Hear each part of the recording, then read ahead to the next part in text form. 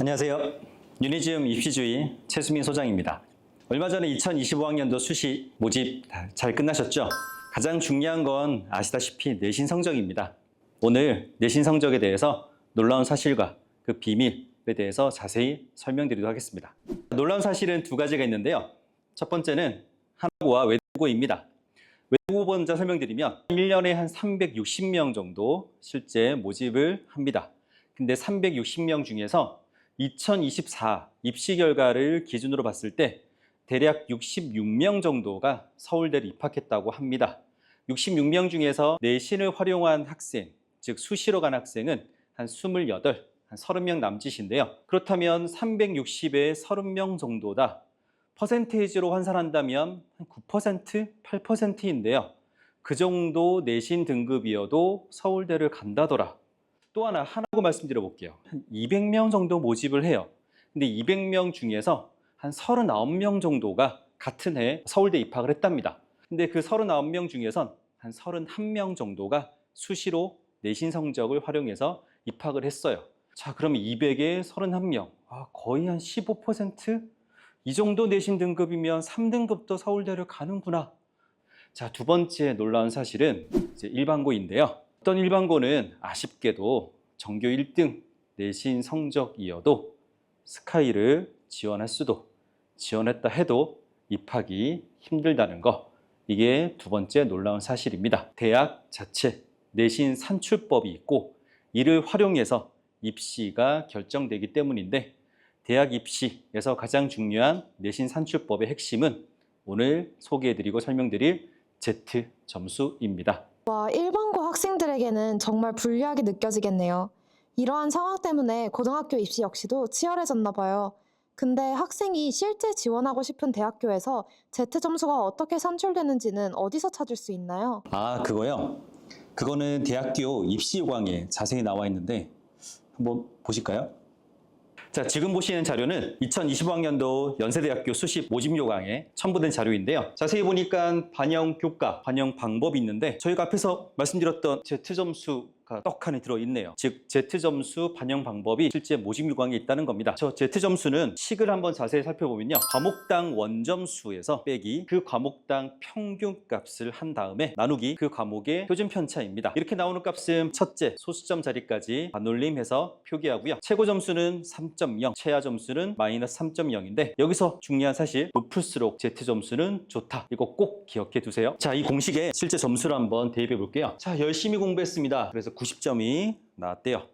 근데 그 과목의 평균은 한 65점 정도, 보통 일반고에서 자주 보이는 평균 값이죠. 그리고 편차는 한 15점 정도가 나왔다고 해요. 자, 그렇다면 90 빼기 65에 15를 나눈다면 대략 1.7 정도가 나옵니다. 1.7은 아직 등급은 아니고요. Z 점수인데 이를 어떻게 산출하냐면, 자, 이 표에서 Z 점수 칸을 쭉 따라가셔서 1.7을 찾는 거예요. 1.7을 찾았더니 그 옆에 값을 보시면 석차 백분율입니다. 즉 1.7이라는 값은 순전히 Z 점수이고 그 값을 대학이 원하는 산출로 해봤을 때 0.0446이 나오는데, 이를 좀 보기 편하게 표기하고자 보통 100을 곱합니다. 그랬을 때 나오는 최종 백분위는 4.46%. 누구나가 부러워하는 그 등급 컷이죠. 1등급 등급 컷에 해당하는 점수가 1.7이었구나. 그렇다면 앞에서 보셨던 저 점수에서 환산했을 때 대략 1등급 컷으로 환산하는구나. 이렇게 이해하시면 좋습니다. 숫자가 너무 많이 나와서 각 숫자가 나타내는 게 뭔지 좀 헷갈리는데 혹시 다시 설명해 주실 수 있나요? 충분히 그럴 수 있죠. 크게 5가지로 보면 되게 쉬워요. 원점수, 그리고 평균, 그리고 편차. 일단 이 3개부터 이해하는 게 좋은데, 이 3개는 해당 학생의 고등학교에서 다양하게 숫자들이 만들어질 거예요. 왜냐하면 고등학교마다 과목별 평균, 편차가 일치할 수는 없으니까.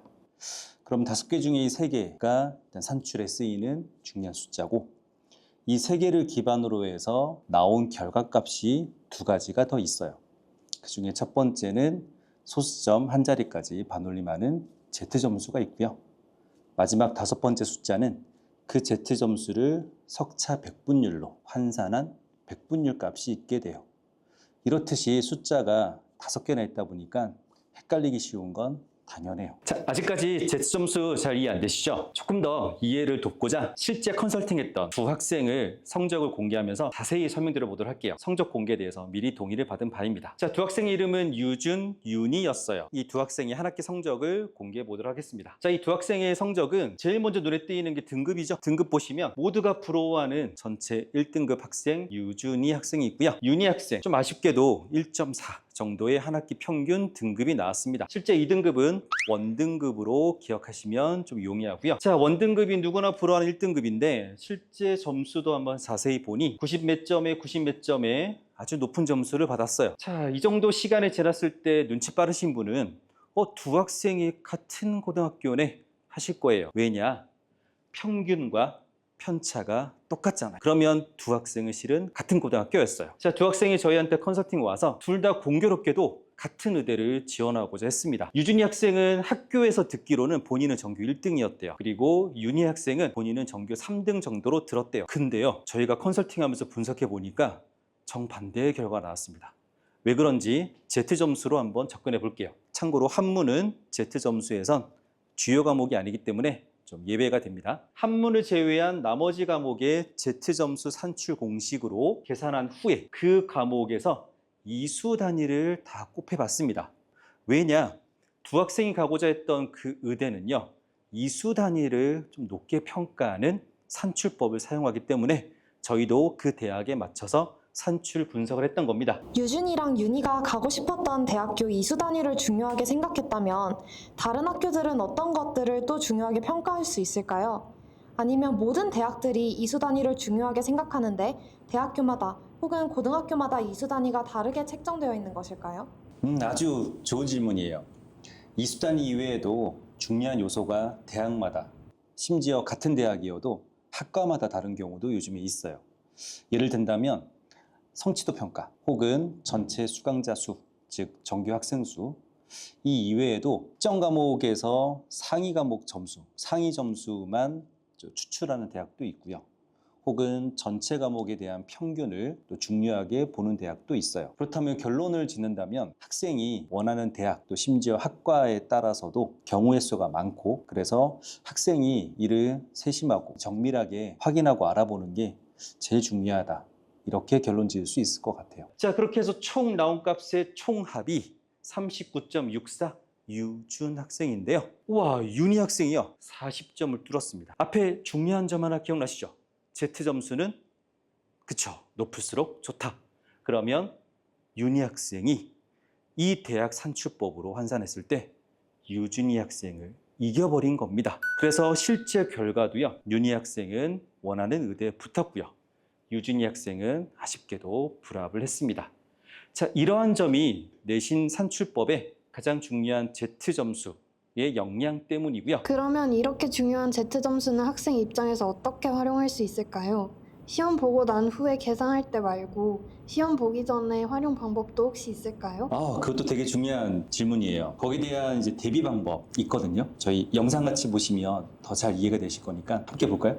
자, 중간고사에서 원점수를 받았고요. 예를 들어서 90, 평균값이 있고 편차가 있을 겁니다. 자, 그때마다 나오는 Z점수 값이 있을 겁니다. 중간고사를 치고 나면 편차와 평균이 공개되니까요. 자, 이랬을 때 기말고사까지의 길어봤자 한두 달 정도 준비 기간 동안에 어떤 과목을 집중하고 어떻게 집중과 선택을 해야 꼭 합격할 수 있는 학생이 될 수 있는지 방법을 알려드리도록 할게요.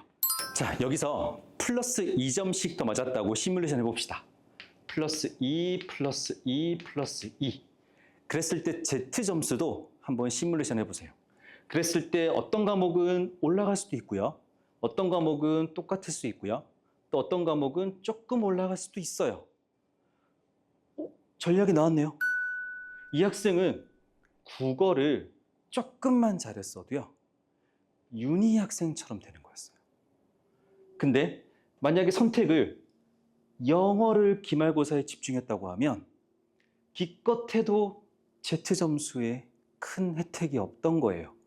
그럼 유준희 학생이 될 수도 있다는 겁니다. 중간고사 성적에서 시뮬레이션 했을 때 바뀌는 Z점수 과목이 있다면 남은 기간 중간고사 때까지는 그 과목을 집중하는 게 제일 중요한 전략입니다. 하나 더 알려드릴까요? 이런 경우에요. 2점씩 더 올렸을 때요.